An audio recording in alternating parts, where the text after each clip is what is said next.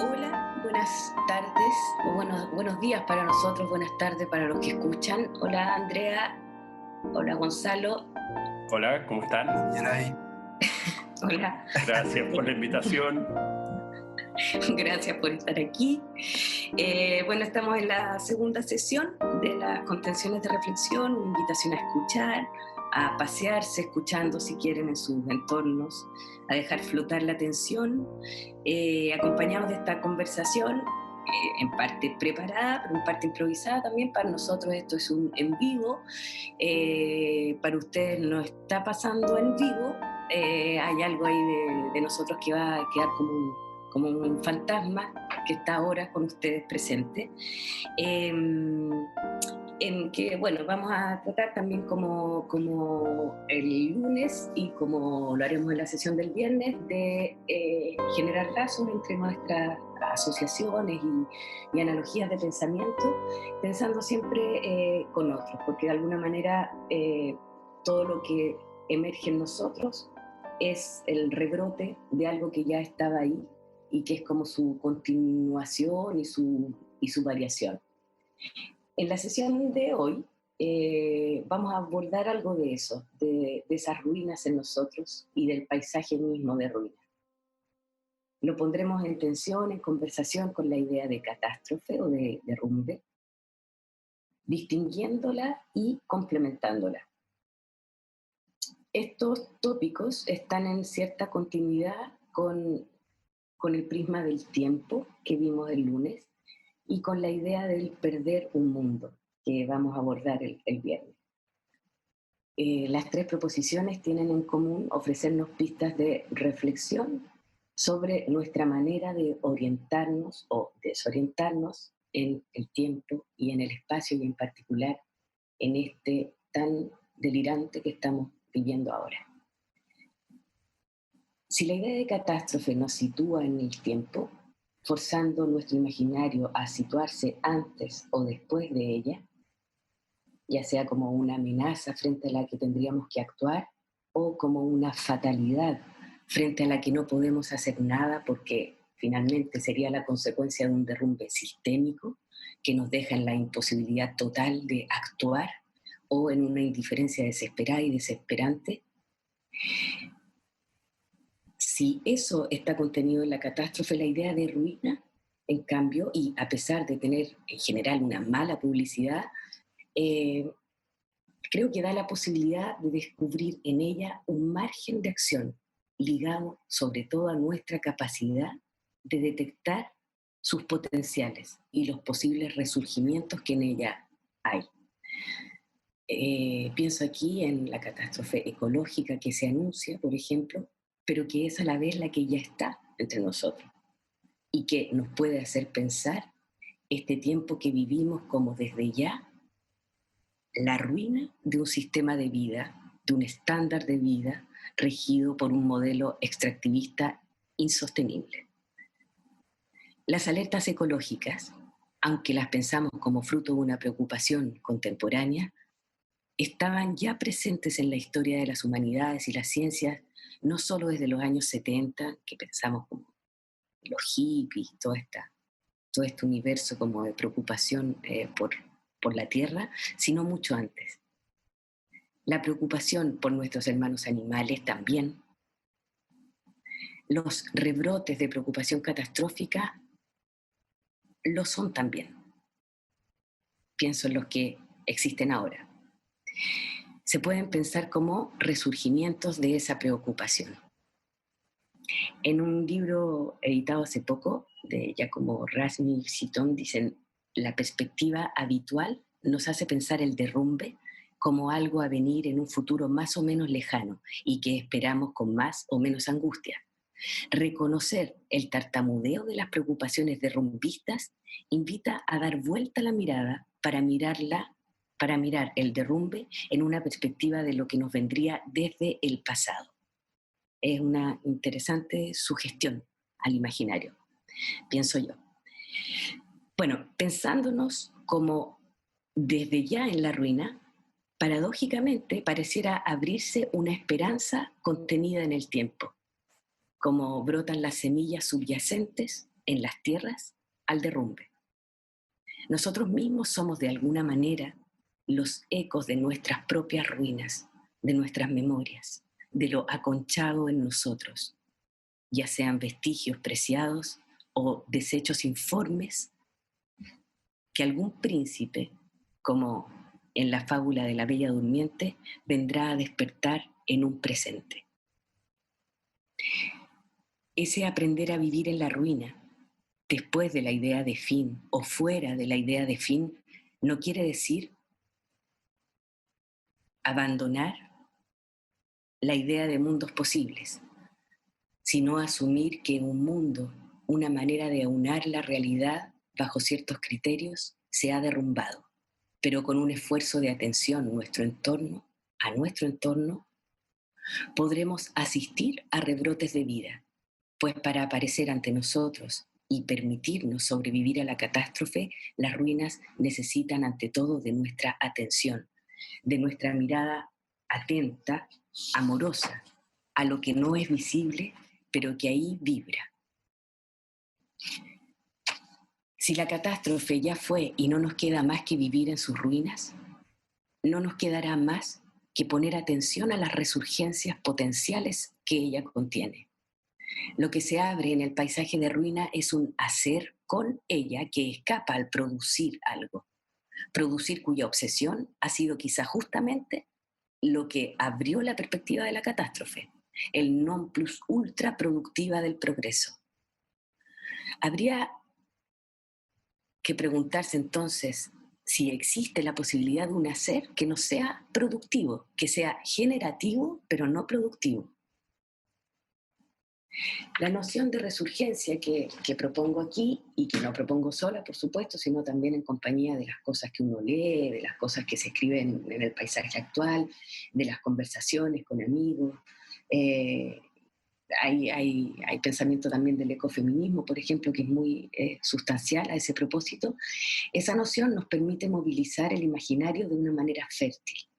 Lo que propone la imagen es que en el mismo paisaje ruinoso en que nos deja el capitalismo extractivista, por ejemplo, es decir, la implantación no solo de especies ajenas a los ecosistemas y las catástrofes que éstas producen en ellos, sino también la implantación de maneras de vivir que destruyen estilos de vida locales, se aloja la posibilidad de que vuelvan a surgir ciertas especies o modos de vida latentes en esas tierras explotadas o en nuestros imaginarios colonizados. Hoy que vivimos las consecuencias del haber ido demasiado lejos en los límites y el respeto que debemos a los seres que pueblan la tierra, han resurgido, por ejemplo, prácticas antiguas ya inscritas en la memoria de nuestra cultura.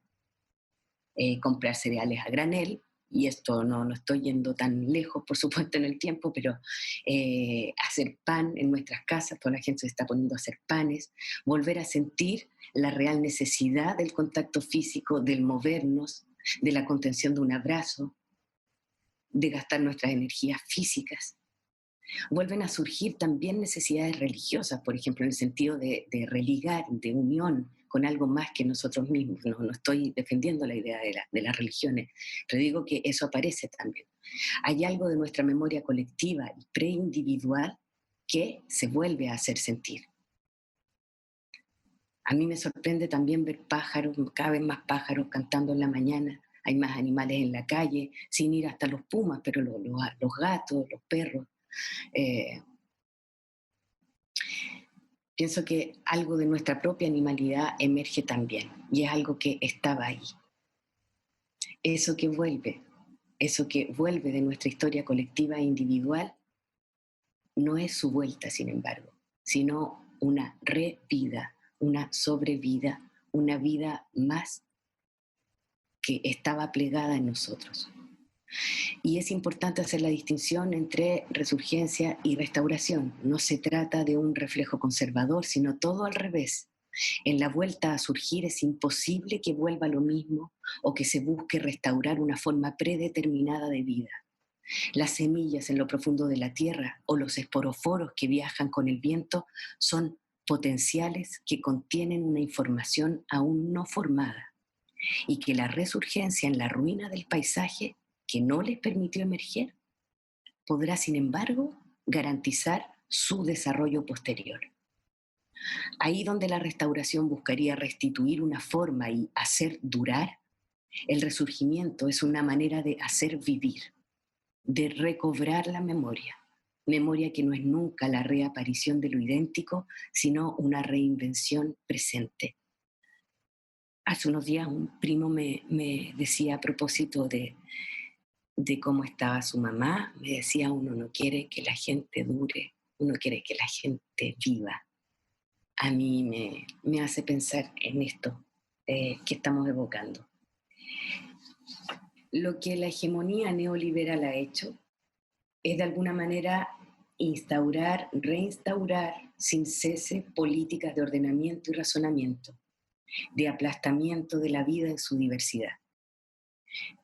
Pero eso lo ha hecho sin contar con un fondo inagotable de resurgimiento del pasado que puede volver a nacer, como las ortigas salvajes que salen al lado de los claveles y que no paran de salir.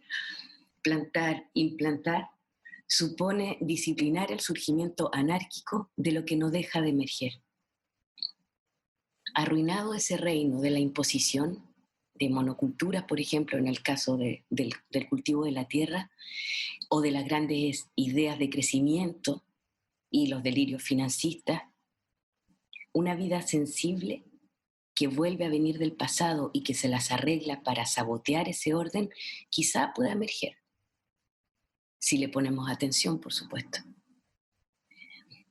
Hay una fábula pequeña que la comenta, creo que Levi-Strauss, de una sociedad australiana donde bueno, no una fábula, es una práctica, donde los jóvenes esconden objetos heredados de ancestros en el paisaje, en lugares secretos que solo ellos conocen. El paisaje es muy bonito porque el paisaje se convierte en una memoria viva que contiene elementos susceptibles de generar sentido en otros contextos y otras épocas, en otros que descubrirán esos objetos. Lo que contiene el paisaje de la ruina, así como lo veo, de esa ruina que dejamos hoy, habrá sido para otros algo. Y me sugiere eso, la idea de que siempre hay algo más. En lo que ya está, siempre hay algo más. El momento del surgimiento, del resurgimiento, es así una actualización de un germen. La actualización, por ejemplo, y pasándolo a otro ámbito, porque siempre se pueden hacer analogías, pasándolo a otro ámbito en una práctica como las nuestras, o la actualización de un texto, pueden verse también como formas de resurgimiento. Interpretar un texto no es hacerlo perdurar, sino sumergirse en él en una especie de arqueología que nos permitirá, si ponemos atención en sus aspectos no evidentes, encontrar vestigios, resonancias y, sobre todo, pertinencias actuales para nosotros. Leer hoy lo que hubo ayer, leer mañana lo que hoy habrá sido. No future, se decía de una generación sin futuro frente a las catástrofes de todo tipo que se anuncian, pero que ya son. Situarnos después de ella, después de ese evento, interroga de otra forma el no future. Pensemos que de hecho futuro no hay, por ejemplo. No hay entonces más que recomposiciones posibles, montajes, arreglos. Vivir en la caída, en esa inestabilidad. Vivir en el derrumbe y con él, arreglando la casa mientras se nos cae. Nuestras culturas periféricas, digo, latinoamericanas, por ejemplo, sudamericanas, quizás están de alguna manera más habituadas a esa inestabilidad. Y por ahí, quizá, esta vez en la historia, sean ellas las que estén mejor preparadas que las sociedades con mayores instituciones e historias de grandes instauraciones para afrontar esta desorientación general. En lugar de ceder a criterios de salvaguarda frente a la catástrofe, aceptar esa parte de finitud. Con eso también trabajamos nosotros, me estoy refiriendo a una actriz, un actor, un intérprete. Trabaja con la ruina, la del inconsciente colectivo y la acumulada en él, en ella. Trabaja con pequeños huesos que persisten en su memoria, en su cuerpo y que no le pertenecen del todo. No se trabaja con la proyección de algo a venir, sino en la alerta de lo que va a surgir. Stanislavski habla, por ejemplo, de la memoria emotiva. Eso para mí no tiene que ver con acordarse cada vez de una tristeza o de una alegría, sino que nos sugiere la idea del hallazgo de algo que estaba en nuestro paisaje como una luciérnaga invisible, o como los objetos de los indios australianos que evocaba hace un rato. Uno de los hallazgos que actualizan nuestras realidades sería, por ejemplo, rescatar aspectos de una famosa escena, de una famosa obra, del famoso repertorio realista. Es una escena de La gaviota de Chejov. En general, en esta escena, cuando se la trata en el teatro, se pone mucho interés en el tema edípico o en el fracaso de la creación de un joven artista y en sus consecuencias. Me gustaría descentrar un poco la mirada y hacernos la pregunta de qué es lo que esa creación que hace Costia en medio de la obra. Él hace una performance que ofrece a su madre y a algunos invitados de la familia. ¿Qué es lo que esa performance, más allá del tratamiento a lo largo del argumento de la gaviota, qué es lo que ese texto puede decirnos acerca de esto que estamos hablando? En la lectura que propongo, podemos ver quizá en esa performance una traducción de esta ruina, catástrofe, derrumbe al mismo tiempo. El personaje que habla es una especie de alma trascendental, encarnada por Nina, que se sitúa después de una gran extinción, de una catástrofe ya ocurrida, y encarna a la vez el alma, la presencia de todas las existencias desaparecidas y su desaparición. El ambiente fin de mundo del que habla Costia, el artista que crea la performance en La gaviota, bien podría relacionarse con algunos escenarios de colapso ecológico actual, a la vez que abre la posibilidad de un paso de la humanidad a un estado donde ésta sería capaz de comprender en ella y ser la depositaria y responsable de tantas otras vidas.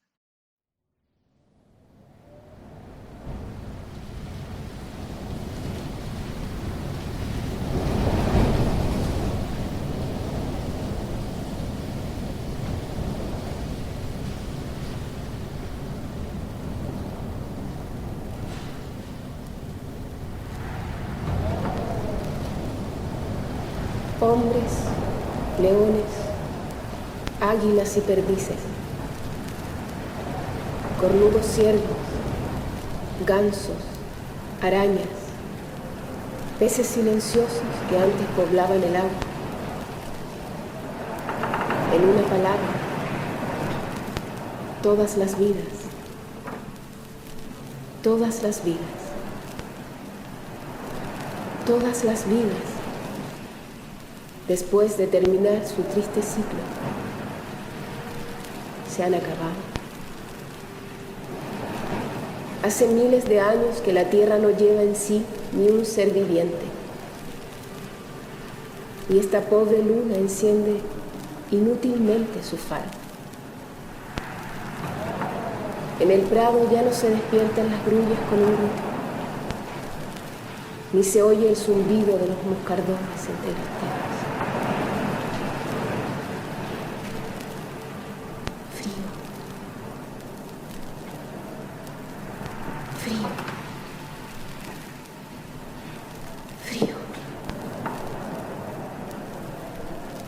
Vacío, vacío, vacío, horror, horror, horror. Los cuerpos de los seres vivientes se han reducido al polvo y la materia los ha transformado en piedras, en agua, en nubes. Sus almas se han fundido en una sola. Esa alma total del universo soy yo. Yo. En mí habita el alma de Alejandro Magno, de César, de Shakespeare, de Napoleón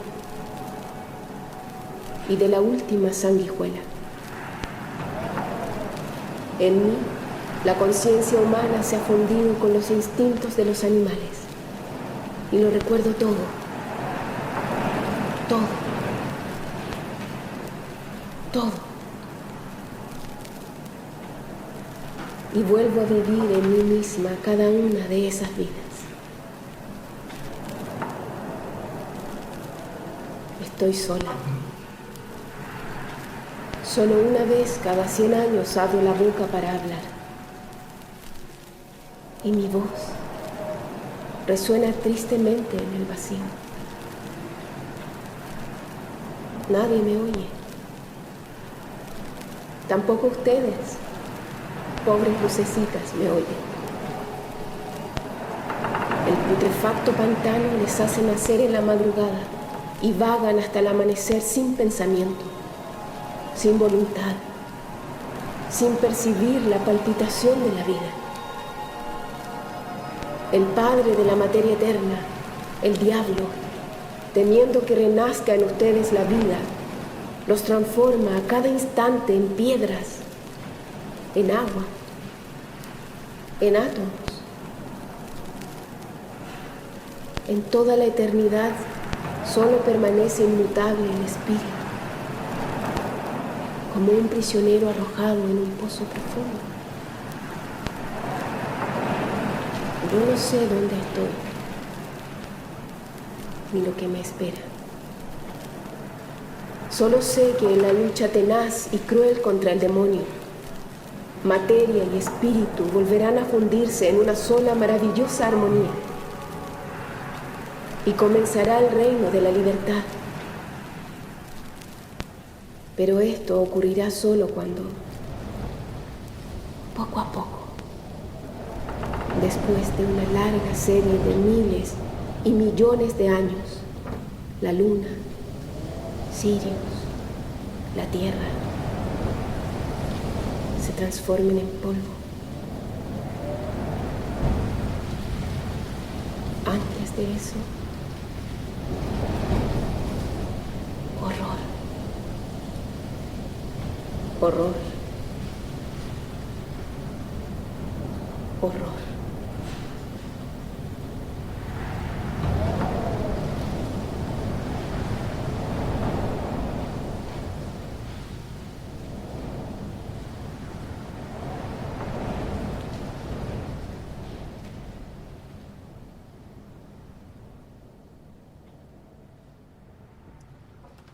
Escuchamos esta lectura que vamos a enganchar directamente con un rebote de Gonzalo, algo así como una autobiografía donde lo más importante es la escritura de vida, la biografía. Nací del carnaval de los vencidos y crecí jugando entre guitarras cantoras contra el olvido de lo que fue ese pedazo de Chile que sepultó sin velorio el pragmático fascismo de nuestra élite económica. Con esas canciones, mi padre subía a las micros de esta ciudad a ganarse el pan honradamente, o sea, desafiando el mandato de silencio que se impuso con bombas a un mundo soñado quizá ingenuamente por un pueblo que alcanzó a escucharse por un momento en sus cantores. Cantos de honra. Se honraban amigos, hijos, héroes, geografías alucinadas, esperanzas, formas de organización popular, doctrinas, ternuras, éticas amorosas, mundos que ahora vivían hechos ruina bajo el rostro nuevo del cemento y la carencia, mundos que se volvían cada vez más lejanos y más bellos y más impotentes y más vulnerables. Hubo un después de la catástrofe, y la ruina en la que crecí jugando me enseñó a cantar la sensibilidad de los fantasmas, a reconocer el brote, a asumir los costos, a pertenecer, a participar. Y nunca hubo retorno. Nada volvió nunca. Solo volvimos a vivir un día. Al siguiente, pregunté a mi padre, ¿por qué tu familia no es mi familia como lo es la de mi madre? Y mi padre me contó la historia de 3 hermanos que aprendieron a correr y a rezar en Concepción, de la voz ronca de su padre doctor, de las caricias de su madre historiadora, de su apellido suizo, de Frutillar, de Parral, de que Las 1001 noches eran un libro para adultos, del bolero de Ravel, de aprender a aprender, de cómo el día que llegaron los militares se llenaron los vacíos almacenes, de cómo llegó al Santiago de los toques de queda, del carácter de mis tíos, de Jesucristo superestrella, del inicio de la enfermedad de mi abuela Alicia, del fin del amor, de la partida de mi abuelo Darío, de su ausencia, de los ferrocarriles del Estado, del alcohol, de las pastillas, de los días buenos, del miedo a la locura. Entonces se quebró y escuché 100 veces derrumbarse la voz del trueno tratando de armar las piezas de una infancia hecha mierda por la locura clínica, por una madre doble que enterró un dolor imposible en él. Mi padre huyó en defensa propia, a una edad absurda. Mis tíos no. Se fue el día que mi abuela le rompió su guitarra. Él rompió las flores de su jardín y nunca hubo retorno. Nada volvió nunca. Solo aprendió a cantar un día. Al siguiente, llevé el nombre de su hermano mayor. Yo aprendí a mirar en los abismos viendo a mi padre quebrado y aprendí a cantar con los ojos cerrados, a presionar las grietas con mi voz de trueno, a pertenecer, a participar. Esta no es mi biografía. O como pregunta, ¿no es esta mi biografía? No hay sentidos implícitos, ni causas, ni consecuencias. Es solo un parpadeo de la ruina donde hice y hago mi alarde.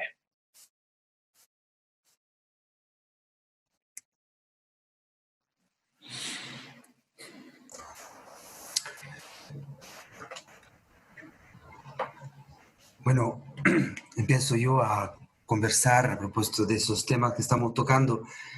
Me parece que aquel que más sobresale de aquello que hemos escuchado hasta aquí es la idea de una ruina que justamente es capaz de, potencialmente capaz de generar, ¿no?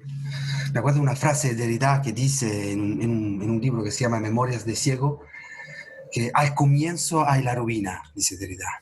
Es una frase casi paradójica, paradojal, porque en ella se dicen dos cosas que son un poco contradictorias. La ruina supone a priori, habitualmente, la existencia de una situación intacta anterior que hoy se ha decaído. Entonces, si hay ruina es que antes había algo. Pero Derrida dice no, al comienzo hay la ruina. La ruina entonces en su imaginario no reenvía a una totalidad monumental perdida, sino porque ver así la ruina implica filtrarla con los ojos de una especie de promesa de restauración, como si se tratara de la ruina únicamente de un inicio de esplendor que habría que rescatar.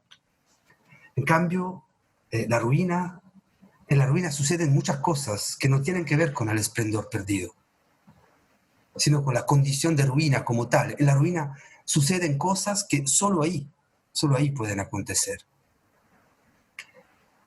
No sé si ayuda, pero pienso en ello, por ejemplo, a la experiencia literaria y poética de Pier Paolo Pasolini, que justamente rescataba aquello que él llamaba los jóvenes de la borgata. Borgata en italiano son esos lugares marginales de la ciudad, típicamente construidos de manera ilegítima, con habitaciones sin distancia, sin higiene, sin control alguno. Son ruinas en el fondo, en los que viven los lumpen, aquellos que no tienen nada, que no pueden adaptarse al mundo del proletariado, o sea, que no logran volverse obreros, ni tampoco trabajadores de cualquier tipo, y que son por lo mismo el nivel de pobreza de la vida urbana más profundo, que no logran ni siquiera entrar en la consideración de la sociedad.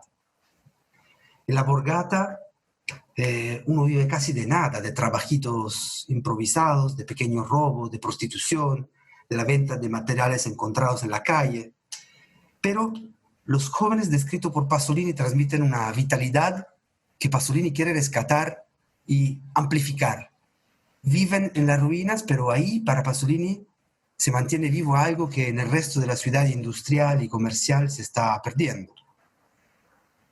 Solo ahí Pasolini reencuentra la vida. De hecho, el título original de su obra más conocida, una novela de 1955, era Ragazzi di vita, jóvenes de vida, pero está traducido en castellano como La mejor juventud, donde se pierde justamente la palabra vida, que en cambio me parecía fundamental en el texto de Pasolini. En la ruina se encuentra la vida en su estado inocente, todavía no orientado por los dictámenes del crecimiento capitalista burgués, que por ejemplo en el posguerra italiano era, según Pasolini, conformista y deseoso únicamente de perder sus orígenes, de olvidar la miseria y las tradiciones locales.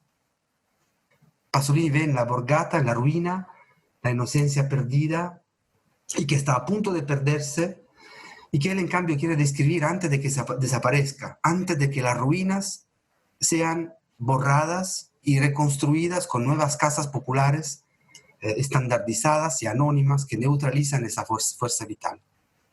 Pasolini ve la inocencia de los cuerpos que resisten a la masificación cultural, como decía Miaray antes, y que existen de una forma inasimilable para la sociedad.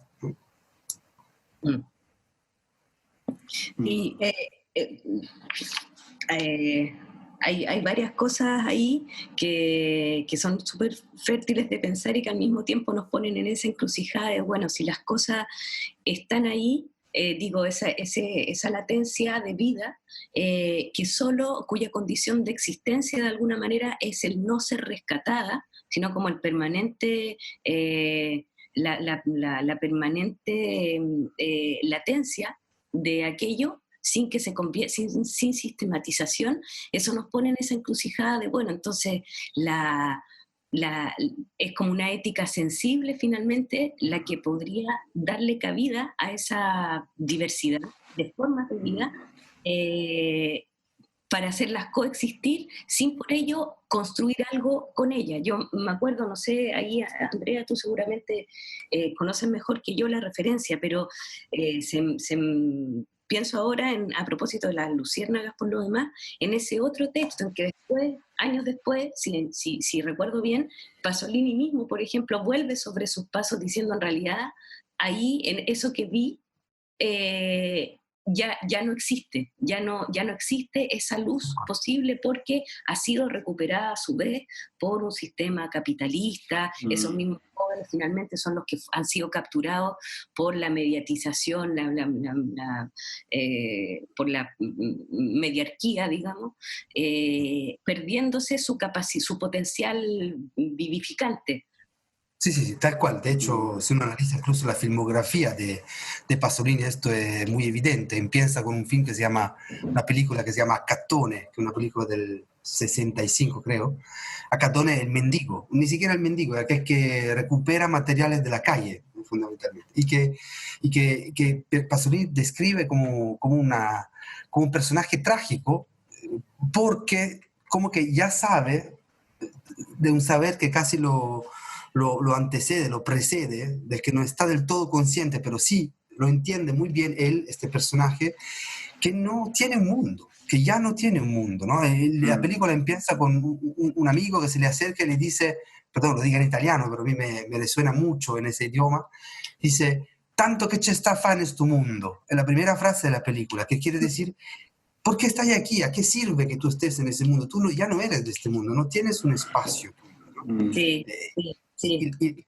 y la película cuenta la historia de este joven que no sabe qué hacer, se tira del río, se tira del puente en el río, justo para ganar 2 moneditas, casi pone en riesgo su vida para nada, para una nada, ¿no? Está de verdad al margen de todo. Pero si uno pasa a la filmografía del Pasolini de los años 70, esta vitalidad aneconómica o incapaz de ser capturada por el sistema capitalista ya desapareció. No queda un Pasolini sin esperanza, sin poder enfatizar nada de nada, ¿no? Si uno piensa la última película, Saló, Sí, Saló es la descripción de la más básica destrucción de los cuerpos. Los cuerpos son solo lugares de descripción de la violencia, pero no hay nada que se salve ahí. Mientras que en la primera película sí había esta inocencia primitiva. claro, claro. ¿Sabes Claro, yo, qué? Disculpa, Mili. Es que dijiste algo que a mí me llamó mucho la atención y bonito que además Andrea haya justo terminado con esa palabra. En un momento hablaste de que entonces habría la necesidad de una ética sensible para poder en el fondo llegar un día a percibir esta latencia, ¿no? Y pensando incluso en Pasolini, en la infancia, y también en lo que partiste, Andrea, diciendo sobre Derrida, o sea, la cita de Derrida, como al comienzo hay la ruina, creo que pondría al lado como un adjetivo propio de la ruina la inocencia, ¿no? No la inocencia en un sentido moral, sino que la inocencia como lo que no tiene destino, justamente es inocente porque no tiene una finalidad, ¿no? No hay finalidad posible. Casi que entendería también por ahí, o en ese elemento, como una de las cosas que caracteriza la diferencia entre generar y producir. Hay cierta inocencia en el generar, cierta... bueno, pero rescato sobre todo el asunto de eso, como de que hay un asunto ético de por medio también, en el sentido, creo que llama al problema de la actitud frente a la ruina. Como tal. exacto, O sea, por un claro. lado la ruina, pero por otro lado está nuestra actitud frente a ella, a propósito de lo que estamos viviendo, sin duda. Sí, pues una capacidad de recibir. Yo, a propósito de la resurgencia de los pájaros, por ejemplo, que de verdad a mí me tiene muy impresionada. El otro día entraron a mi escritorio, entraron un par de pájaros a mi espalda, digamos, por una puertecita que hay. Y claro, yo me hacía la pregunta, bueno, ¿es que están? ¿O es también que nosotros quizás estamos más dispuestos a verlo y a escucharlo? Digo, volviendo también a esta imagen de las luciérnagas, por ejemplo, y de Pasolini, y el haberlas visto en esa inocencia y luego en dejar de verlas, no es solo que el tema deja de ser desde esa perspectiva si las cosas están o no están, la posibilidad, la latencia vital, sino más bien qué tan dispuestos estamos nosotros a detectar su existencia o no. Y eso yo lo pongo del lado, digamos, la generación estaría más desde la orilla de la recepción, de nuestro estado de receptividad, más que de la producción de esas emergencias vitales. Como, Sí.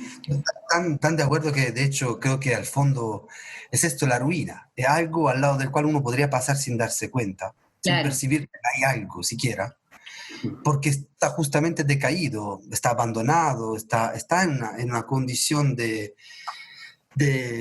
la que es muy difícil el rescate.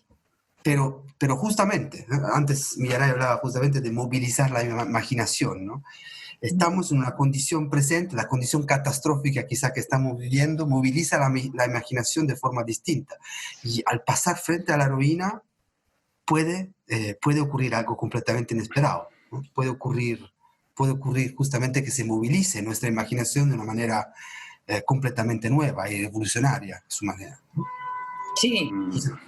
Entonces la ruina termina siendo la ocasión de esta transformación de la mirada. Aquel que pasaba desapercibido hace un rato, ahora transforma todo, transforma el mirar incluso. Exacto. Claro, además que nuestros cuerpos en cómo están ahora. O sea, digo, hay algo que ni siquiera alcanzamos a pensar aún, pero que implica la transformación de nuestra sensibilidad también.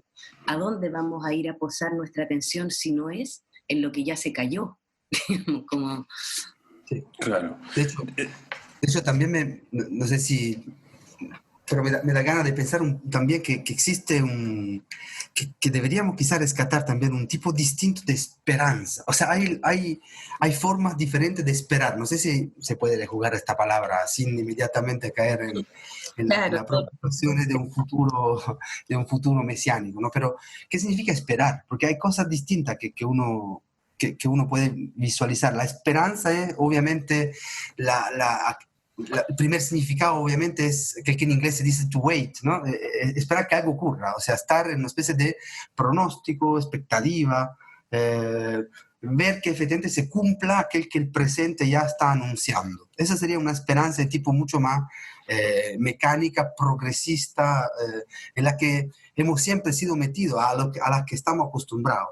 Pero quizá exista también otra manera de esperar, que ya no es una manera del wait, sino justamente del hope, o sea, del estar abierto a la esperanza de algo que es sin expectativa, sin pronóstico, que tiene que ver más bien con el pasado, con el rescatar el pasado, y no con sí, un futuro que debería llegar. sí, Me hace pensar de inmediato en las oportunidades que he tenido de estar en ruinas, así, de pasearme por ellas, que, como tú decías también, Andrea, ahí como que lejos de su pasado monumental, o incluso quizás diciendo su verdadera monumentalidad para mí, es que de algún modo se presentan a uno como una existencia que ya no tiene el problema del tiempo. Ya no es problema de la ruina, el tiempo. Y en ese sentido me hace mucho sentido tu idea de esta otra esperanza, ¿no? Cuando se espera fuera del tiempo. La ruina ya no está ahí para cumplir una obligación, ya no tiene contratos con otras existencias, está simplemente ahí y genera y solo genera cosas que pueden ocurrir en ese espacio donde ya no hay un tiempo que la cruce, ¿no? Es como invulnerable el tiempo. Encuentro que en ese sentido siempre son hermosas, como... además que son inagotables. Claro. O sea, volviendo a esta idea de la imaginación también, es como no nos queda más que imaginar mundos posibles, de los que la ruina es algo así como huella o vestigio. Y vestigio todavía tiene una carga un poquito como que uno tendría que encontrarle ahí una razón de ser o un valor intrínseco. En cambio, lo que nos ocurre en general y con las ruinas, no solo las grandes ruinas, digamos, Pompeya o Machu Picchu, nos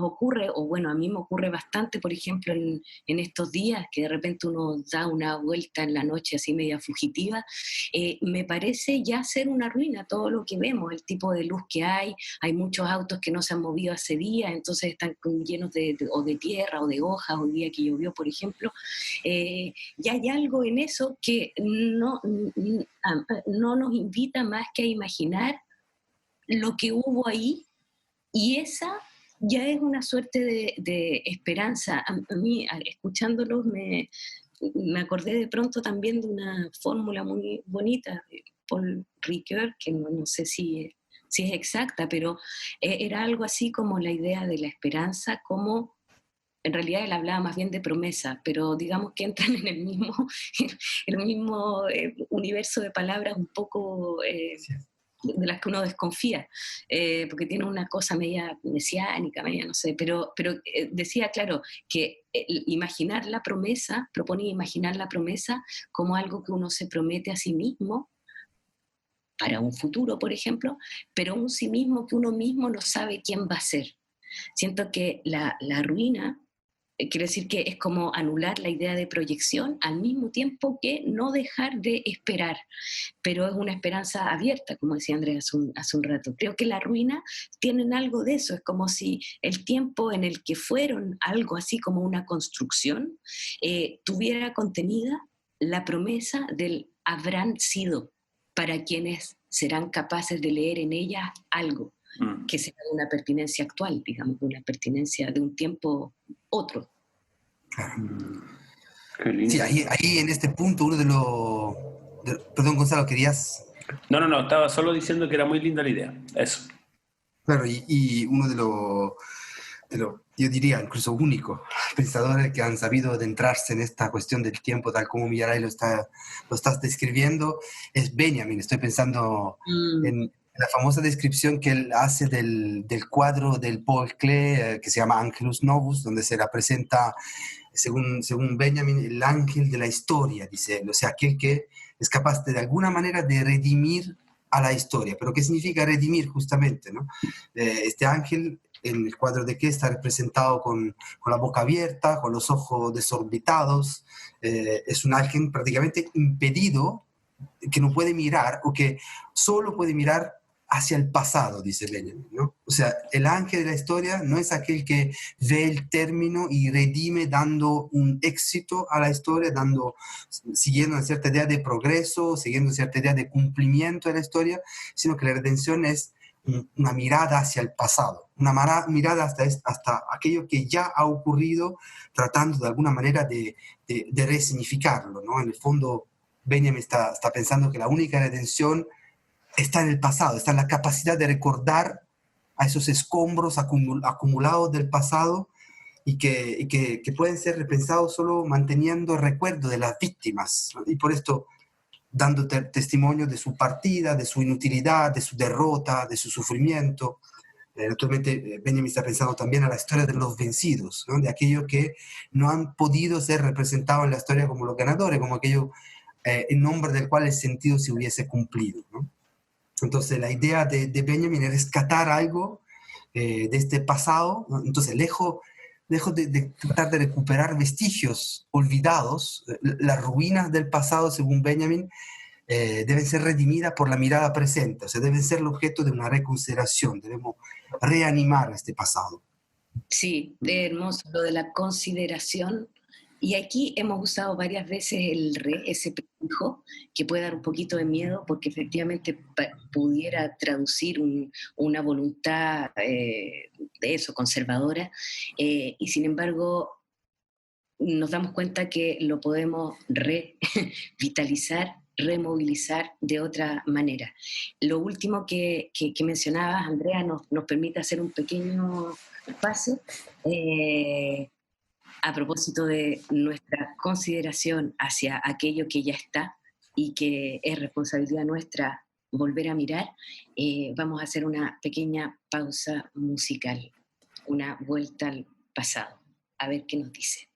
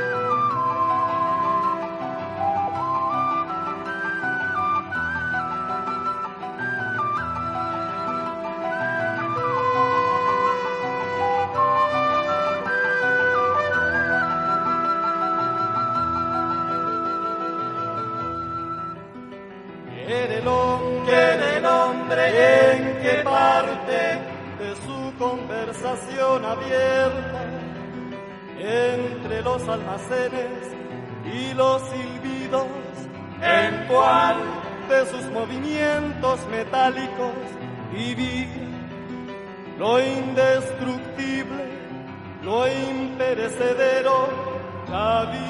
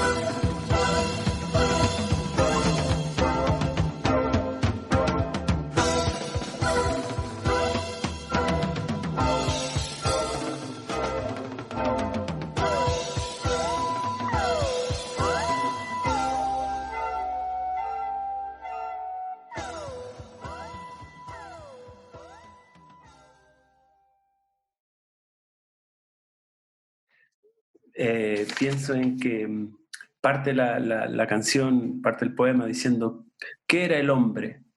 ¿En cuál de sus movimientos metálicos vivía lo indestructible, lo imperecedero, la vida? Preguntas que creo que son posibles al pie de una ruina. De alguna manera, una ruina es una pista de lo que perdura, más allá de su apocalipsis, más allá de su catástrofe.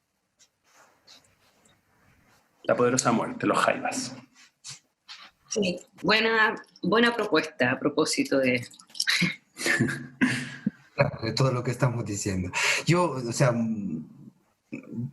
a ellos, o sea, como me quiero como, sobre eso quería insistir mucho, porque el rigor, esta cuestión de estar a los pies de la ruina y de preguntarse por lo que era el hombre, como decías tú, Gonzalo, ahora, eso naturalmente dispone del problema de qué hacer con nuestro pasado y qué hacer de la herencia que llega a nosotros.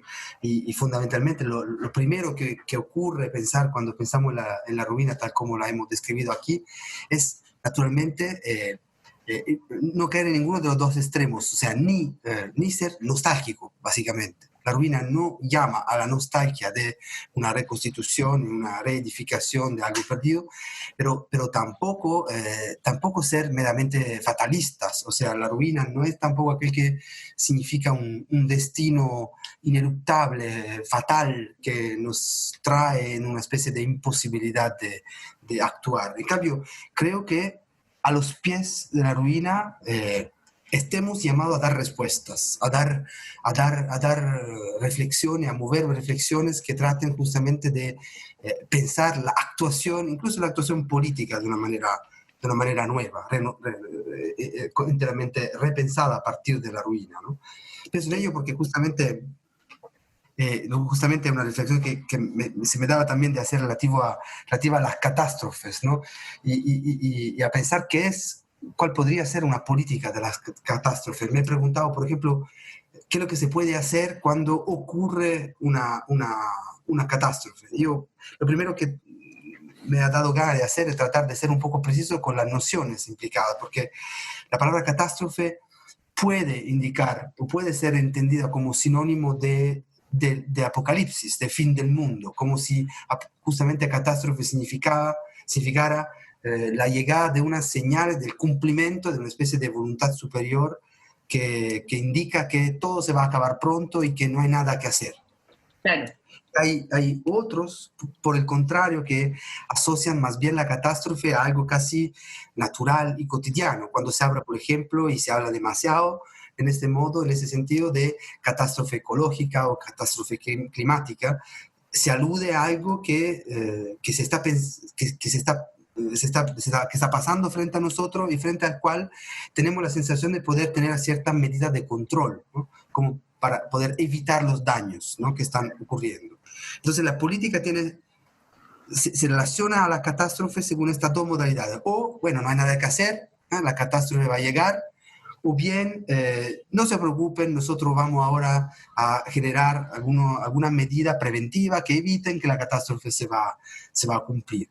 Y me da la sensación de que esos dos modos, uno sería pensarla como apocalipsis, el otro como mero accidente cotidiano, pierdan de vista el elemento característico de la catástrofe. La catástrofe es algo disruptivo que llega y destruye y que entonces rompe la historia, ¿no? No podemos solamente pensarla como un accidente, pero tampoco es el fin del mundo. La catástrofe es aquel que llama a una renovación, llama a una transformación, llama a un renacer, incluso muy radical, ¿no? Pensamos la catástrofe que puede representar un río que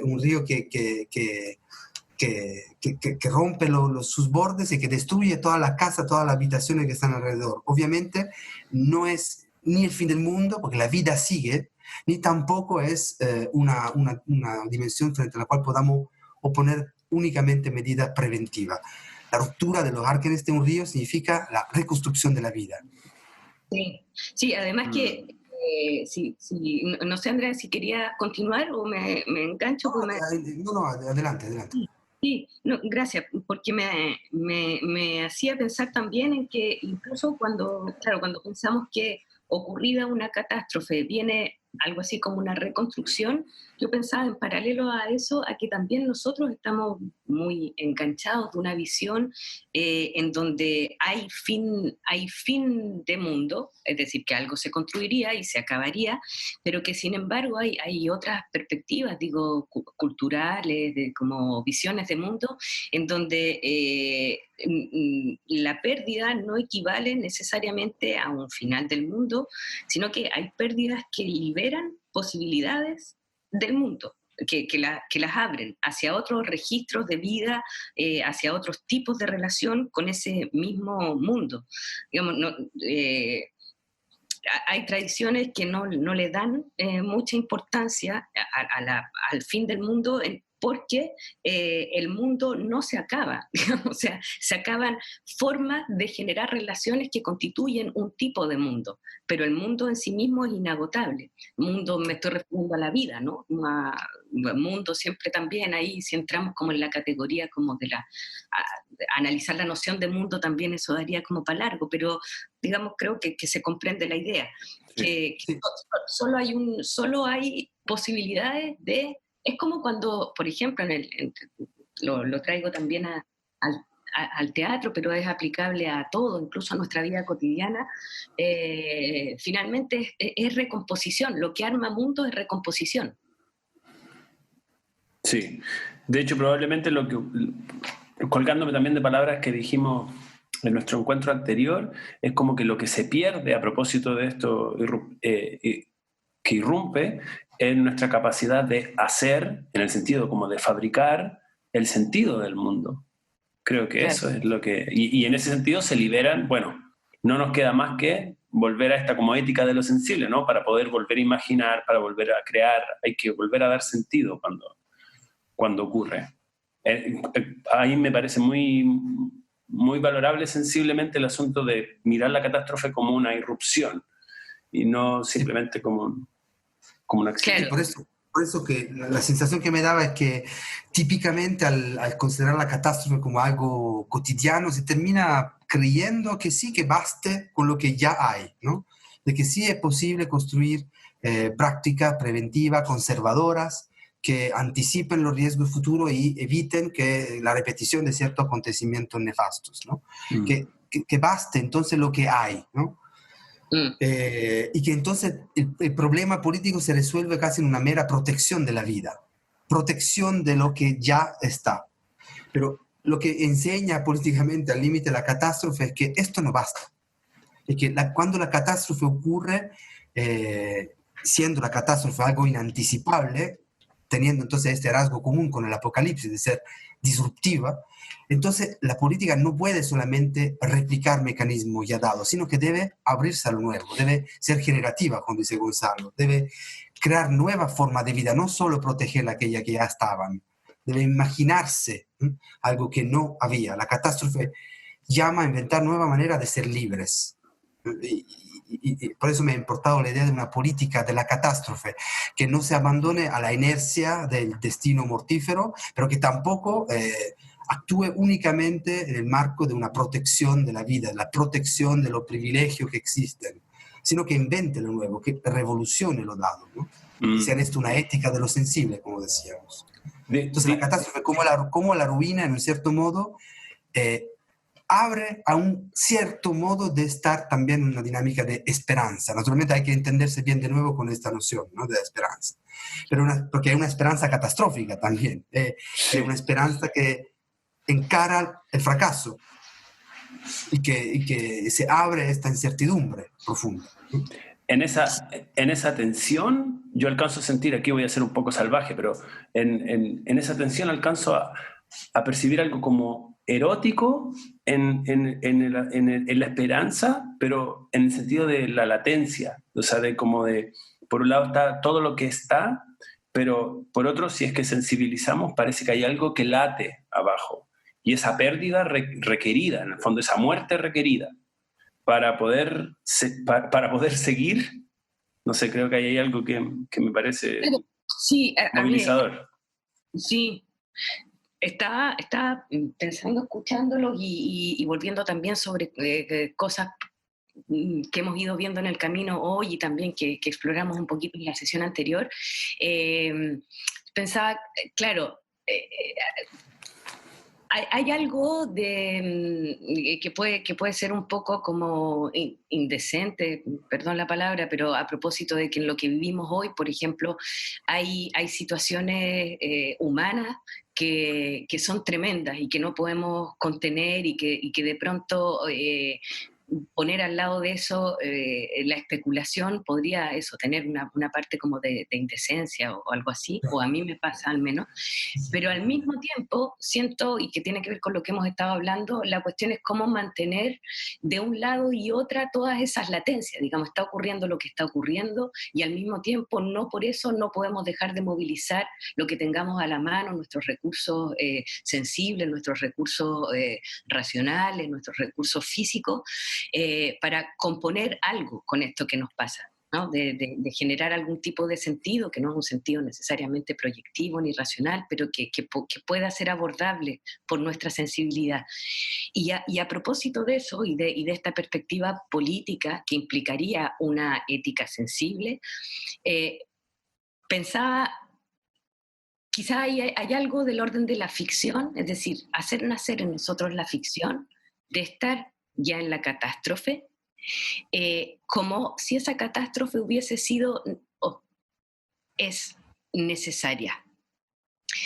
Es necesaria para que podamos ver, si nos remontamos en el tiempo, digamos, de qué es lo que permitió a la catástrofe llegar, qué es lo que podríamos haber hecho para que no ocurriera. Y no es en el sentido de la prevención que mencionaba Andrea, con lo que yo estoy bastante de acuerdo, digamos que no se trata como de una salvaguarda de la vida tal como era, sino más bien qué tipo de actitud sensible frente a la vida, frente a los otros, a nosotros mismos, también a nuestras propias salvajerías, podríamos haber desarrollado y por lo tanto podremos desarrollar para evitar esa catástrofe.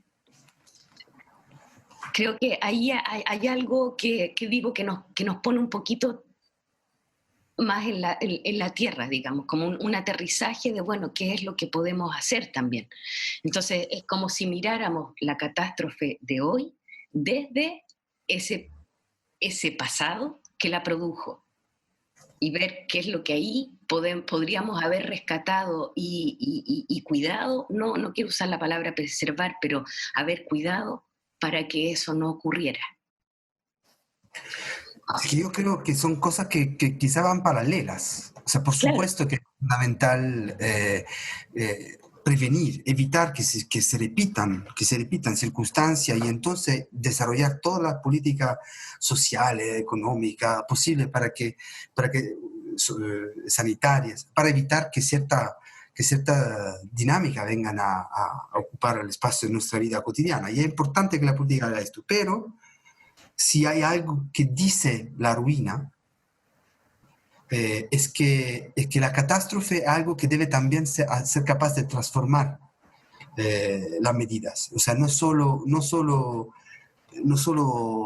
sacar un provecho del pasado para evitar replicarlo, sino sacar el provecho del pasado para reconstruirlo completamente, para reconstruir completamente la historia, ¿no? Claro, a lo que me refiero es a que en el pasado justamente no tuvimos las medidas que dieron origen a lo que vivimos. A eso me refiero como con situarse en un pasado que hubiera tenido otras medidas respecto de su futuro, como algo así, que justamente no sería como decir, bueno, a ver qué es lo que hemos hecho bien y lo que hemos hecho mal, sino hay algo que en otro tiempo no fuimos capaces de ver, estoy generalizando, universalizando un poco de manera poco responsable quizás, pero digamos como humanidad, no fuimos capaces de ver como humanidad occidental, capitalista, etcétera, no fuimos capaces de ver para haber llegado a este tipo de catástrofe. Lo que no quiere decir que catástrofe no haya, digamos, de todas maneras va a haber, en tanto que irrupción, en tanto que como disrupción del tiempo, digamos, va a haber igual. Yo pensaba, lo pongo en relación con esa noción como de revelación, ¿no? Como que esto revela cosas, como en los laboratorios de revelado, digamos, como que revela ahí cosas no Estoy vistas. pensando en un pensador francés contemporáneo que se llama Jean-Pierre Dupuy, que escribe un libro que se llama Pour un catastrophisme éclairé, no sé cómo traducirlo, un catastrofismo iluminado. Iluminado, sí. Y él habla en ese libro de la necesidad de ser de volverse profetas de la desgracia, dice. O sea, tenemos casi, dice, me acuerdo esa frase importante suya que dice, hay que proporcionar al futuro lo real que le hace falta. O sea, hay que imaginarse, antes tú hablabas de la ficción, hay que imaginarse un futuro catastrófico, pero como si fuera completamente real, actual, presente, Ahora. para de ahí poder construir, inventarse caminos alternativos, ¿no? Y eso, esa es una operación, eso del profeta de la desgracia, una operación que abre caminos, en cierto modo. Es un poco esto que estaba apuntando, Mireia. Sí, me da la impresión de que justamente estas series que hoy día hay hartas, ¿no? de futuros distópicos, son una manera de quizás de mirar esto que Millaray, o sea, mirar como Millaray decía, ¿no? Pararse en el pasado y mirar hacia adelante. Se me ocurre que están bien enfocadas desde el pasado nuestro, no desde el presente nuestro. Y sin embargo están en el futuro, digamos, también como acto de imaginación, en el sentido de profetas de la desgracia, ¿no? Como que hay muchos tipos de dando vuelta. La condición ahí es no volverse, o sea, que no hacerse comer por esta lógica de lo peor, porque cuando uno entra en la lógica de lo peor, puede que se le cierren los caminos más que abrirse nuevos, ¿no? Porque cuando todo es fatalísticamente abierto a su propio fracaso, a su destrucción y a su término, inmediatamente lo que ocurre es una especie de grande inercia. No puedo hacer nada, entonces no hago nada. Comprendo. En cambio aquí la lógica de lo peor funciona políticamente en la única medida en que sea capaz de abrir camino alternativo, ¿no? Y generar salidas. Sí, me quedé con Jean-Pierre Dupuy, que justo yo había leído hace poco, yo no he leído El catastrofismo iluminado, pero hace poco leí un artículo que es bonito cuando, a mí me encanta la cosa de las cartas, ¿no? Que contienen, creo que las cartas tienen algo de ruina también, en el sentido que hay algo depositado ahí, que es como una especie como de botella tirada al mar con un mensaje adentro. Hay algo encriptado en el tiempo que solo podrá ser descubierto en otro contexto. Y hace poco leí un artículo que era en realidad una carta en que él respondía a otro intelectual contemporáneo que había escrito mucho en estos últimos días a propósito de que había que parar un poco con esta obsesión de la protección de los viejos, ¿no? en la pandemia, y que había que dejar el espacio a que las generaciones futuras, las generaciones más jóvenes, tomaran su lugar en la historia. Esto decía este otro intelectual. Y Jean-Pierre Dupuy contestaba diciendo que había algo ahí que le parecía él no ocupaba esa palabra, pero grosso modo era como inmoral, en el sentido que también había que la protección de la vida era necesaria, independientemente de a quién perteneciera o quién fuera el depositario de esa vida. Y siento que es hay algo ahí casi de paradójico, de contradictorio con lo que él mismo propone a propósito del catastrofismo iluminado. Pero me hace pensar, ambas posibilidades habría que pensarlas al mismo tiempo, digamos, de que también nuestros viejos, digamos, lo viejo en nosotros, independientemente de las personas mayores, pero lo viejo en nosotros también es nuestra propia garantía de vida, no de vida individual, sino también como depositarios de la historia del mundo, digamos, que no se trataría como de un higienismo ni de qué es lo que hay que rescatar, si es la juventud la única promesa posible, sino que estamos todos en el mismo barco, ¿no? y todas las visiones, cada uno tiene una parte de información, en el sentido de que cada uno es depositario de un tipo de sensibilidad particular que es la garantía de la recomposición del mundo, siento. En ese sentido, Mili, creo que después de esta vuelta me atrevería como un poquito a contestar la pregunta que hiciste respecto a cómo mirar desde el pasado, y creo que tiene que ver con nunca perder de vista que el barco es imaginario, el barco del que hablas. El barco es una invención. En ese sentido creo que la ética de lo sensible tiene que ver con sensibilizarnos, y creo que es lo que hace la ruina, es que todo lo que creemos, todas las maneras que nos ordenamos son un invento que viene de alguna parte. Y que creo que en el fondo es siempre tener en recordar que lo que está latente, de hecho, que igual hay un cargo, hay un precio que se paga, que es que se aplasta lo inagotable. Cuando decidimos que el barco es se aplasta algo que es inagotable en realidad. Y creo que esa sería la manera, o me parecería una actitud que nos prepara para la catástrofe, no para que no ocurran, sino que para hacer las cosas relativamente bien cuando lleguen, como que nos va a dar esta posibilidad de moldearnos, ¿no? De ir con el flujo que propone la catástrofe, con un cambio de ritmo que propone la catástrofe. Claro. Sí, yo también creo que hay algo, no sé si llamarlo mortífero, ¿no? En la disposición de la mera y única protección, ¿no?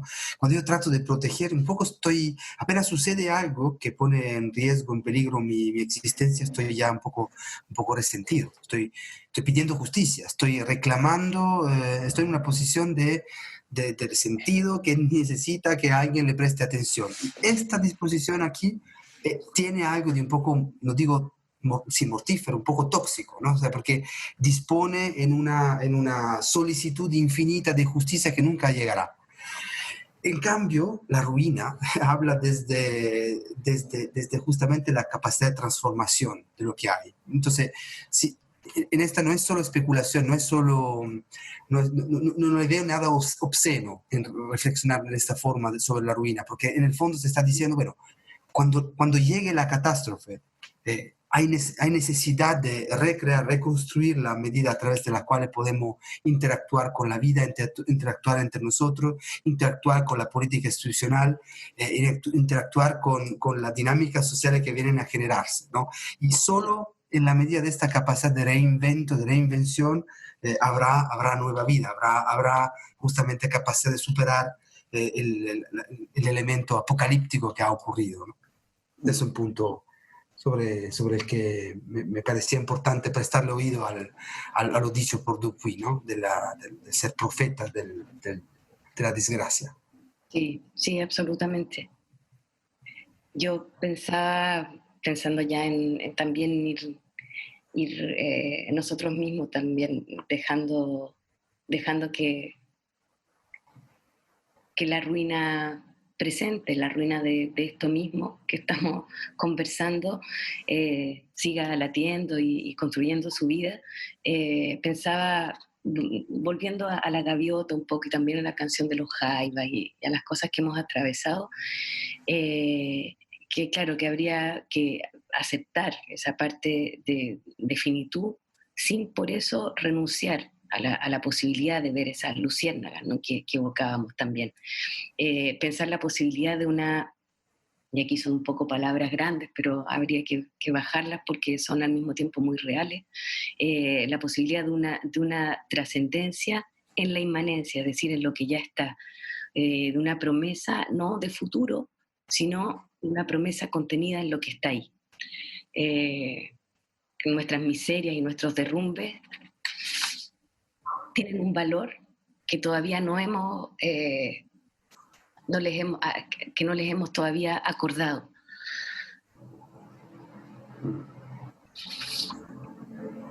Sí. Y yo creo que ese espacio donde aún no se ha acordado requiere de nuestra parte, o requiere de mi parte en realidad, requiere como una actitud de ternura, como, o de hospitalidad también hemos dicho, como de... Porque es para todos, en ese sentido es igual. La falta de acuerdo es para todos, no es un problema personal. Claro, al estar desde ya en la ruina de la catástrofe, con la catástrofe ya pasada, a propósito de esta imagen traída por Dupuy y bueno, y las últimas cosas que hablábamos, las posibilidades de una vuelta a la vida que no está ni en un más allá extraterrestre, ni en un más allá de una promesa política o una promesa como trascendental religiosa, sino es más bien pensar un más acá, que nos devuelve a la tierra y a lo que ella contiene de ruina. Que pensar que vamos a desaparecer es una evidencia en realidad que olvidamos. Lo tremendo de eso no es tanto nuestra desaparición como la desaparición de la sensibilidad, y esa es a la que nos llama, a la revaloración de esa sensibilidad, pienso yo, la que nos llama el hecho de situarnos desde ya en la catástrofe y pensar que la vida sigue después de eso. Eh, y pensar eso lo vivimos como una catástrofe. Y aquí una última cosa, sí, a propósito de esto que dices de la ternura, es que si hay algo que nos aprieta el corazón de la catástrofe, aun cuando podamos pensarla desde estas perspectivas que hemos evocado, es porque había algo que amábamos. Y yo siento que la sensación de amor quizás es lo que habría que cuidar. No sé si conservar, pero cuidar.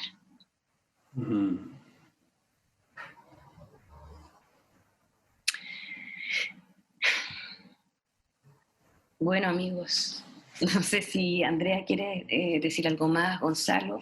No, no sé si cabe, pero me da gana también de que después de la palabra amor es muy difícil volver a conversar. Pero ternura y amor, dijeron ustedes. Yo voy a decir algo mucho más trivial y mucho más banal, pero en el fondo me parece también una otra manera para visibilizar aquello que estamos llamando aquí ruina, ¿no? Que estoy pensando en la experiencia artística y de un arquitecto que recién me ha dado la ocasión de conocer, que se llama Christian Podkiser, que es un arquitecto alemán que trabaja en Francia, que trabaja con esta idea de ruina, en cierto modo, porque, por ejemplo, uno de los proyectos que he podido incluso apreciar es un proyecto que él está realizando en el norte de Francia, en un enorme espacio de un país, un pueblo que se llama Olt, justo en el borde del mar, hay un enorme espacio como en desplomo arriba del mar, un acantilado enorme, en que se ha descubierto que el terreno es inseguro y se está empezando a mover. Entonces lo que el Estado en los últimos 30, 40 años ha hecho es construir casas en otros lados donde están condiciones más seguras y trasladar a todos los residentes de este espacio en este espacio seguro, ¿no? Es de nuevas construcciones. Y en cambio este arquitecto lo que ha hecho es invertir en la ruina y en dinámicas de construcción que no necesariamente privilegien la seguridad absoluta. No significa que construye cosas que se caen a pedazos, pero que utiliza técnicas alternativas que, al garantizar también situaciones de seguridad mínima, permitan igual construir ahí donde el terreno se mueve. Eso también dice respecto de lo que decía ahora Millaray sobre la necesidad de que vamos a desaparecer. O sea, ¿qué tal si imaginamos una arquitectura que ya se sabe ruina, que ya sabe que va hacia su término, que no es una arquitectura infinita, eterna, que se eterniza, que no son pirámides, que son construcciones que funcionan con el arruinarse del territorio, ¿no? Y lo que él realiza justamente son construcciones que naturalmente respetando algunos criterios mínimos de seguridad, pero al mismo tiempo invierten en el ser ruina, ¿no? Y la ha construido cosas bellísimas. Hay un faro que ha construido, una serie de elementos arquitectónicos que se están construyendo todavía, donde se reinventa los espacios, se reinventa la forma también de ocupar el espacio, ¿no? Eso me parece también un modo para visibilizar esta exigencia de transformar la regla del juego, ¿no? En el camino. Sí. Claro, efectivamente. Esta noción que a mí me gusta harto, que es como de remontar. Y es bonito porque uno piensa en remontar en el tiempo, pero en el fondo también es montar de nuevo. O montar cada vez, más que de nuevo, ir montando, como una actitud montajista con la vida. Muchas gracias a los dos. Voy a terminar con una pequeña cosa que tenía por ahí anotada, que es que a veces pensamos que la vida siga después de todo esto, lo vivimos como una catástrofe, pero, y recogiendo lo que han dicho los amigos, lo que hemos, las escalas que hemos ido haciendo en el camino, quizá habría que pensar que algo de nosotros ya no será nosotros mismos, que hemos sido transformados. Y algo de lo que nos sobrevivirá habrá sido ese fantasma nuestro, este mismo fantasma que somos nosotros, que estamos grabando hoy día, miércoles 17 de junio, para ser escuchados después. Ese fantasma ya no nos pertenece, va a estar escondido en el paisaje de quienes nos escuchan, en su sensibilidad, como los objetos de la tribu australiana, disponibles para ser actualizados en otro momento de historia y recompuesto, remontado. La catástrofe ya tuvo lugar. El resto de la vida es sobre sus ruinas. Nos vamos ahora con una canción de alguien que está parado, que sigue de pie, como sigue de pie la vida cuando todo se cae. Gracias.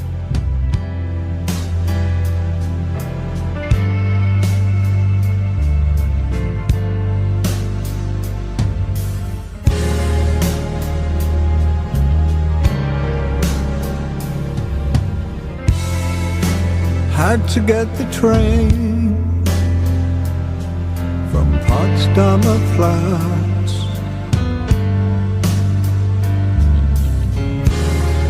You never knew that I could do that, just walking the dead.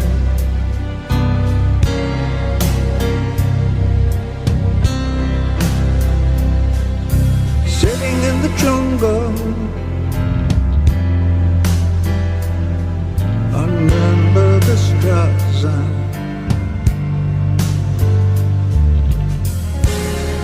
a man lost in time near Cardiff,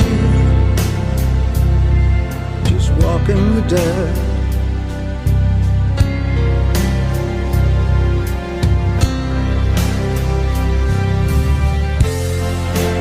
Where are we now? Where are we now?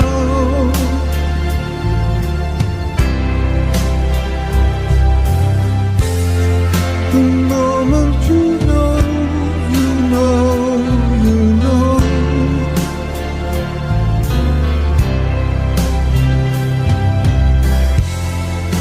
20,000 people crossbars and Brooker,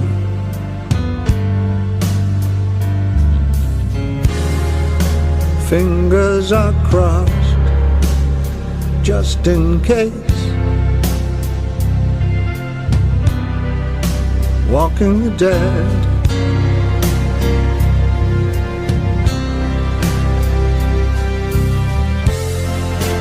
Where are we now? Where are we now?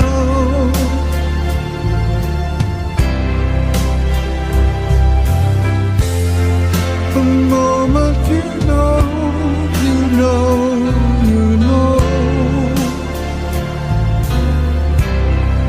As long as